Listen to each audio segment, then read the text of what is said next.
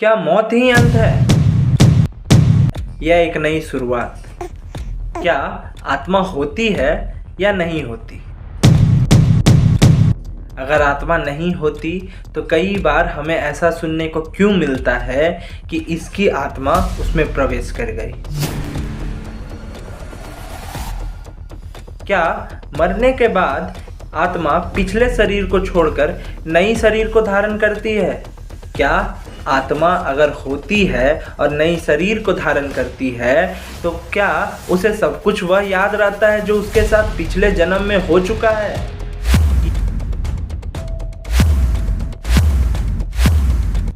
या सिर्फ ज्ञान का बहाव होता है?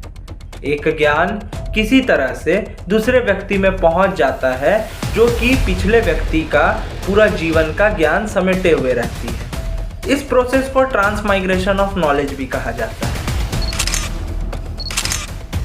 कई सारे ऐसे छोटे बच्चे जिनको क ख ग तक नहीं याद होती, यहाँ तक कि ABCD भी याद करने में उन्हें कठिनता होती है, उनको अपने पिछले जन्म की सारी बातें याद है। ऐसे बच्चे जिन्होंने इस पीक लेवल डिटेलिंग पे पिछले जन्म की डिटेल्स दी है कि आदित्यधर भी एक समय को सोचे। आयन स्टीवेंसन एक कैनेडियन बॉर्न अमेरिकन जिन्होंने 50 साल अपने जीवन का university of Virginia school of medicine को दे दिया। वह प्रोफेसर जिन्होंने री इनकारनेशन पे ऐसे ऐसे शोध किए और उसे सजेशन दिया कि ये केसेस हो सकते हैं री इनकारनेशन के, जो कि डायरेक्टर एंड फाउंडर रहे परसेप्चुअल स्टडीज़ के यूनिवर्सिटी ऑफ वर्जीनिया में, जिन्होंने 250 से ज़्यादा केसेस पढ़े 40 साल तक, और जिसमें से सिर्फ 20 केसेस को उन्होंने सजेस्ट किया कि यह केसेस हो सकते हैं री इनकारनेशन यानी पुनर्जन्म के।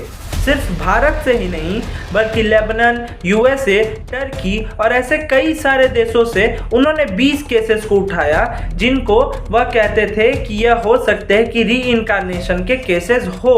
अगर पुनर्जन्म होता है तो इसके पीछे के तर्क क्या हो सकते हैं, और अगर नहीं होता तो इसके पीछे के भी तर्क क्या हो सकते हैं।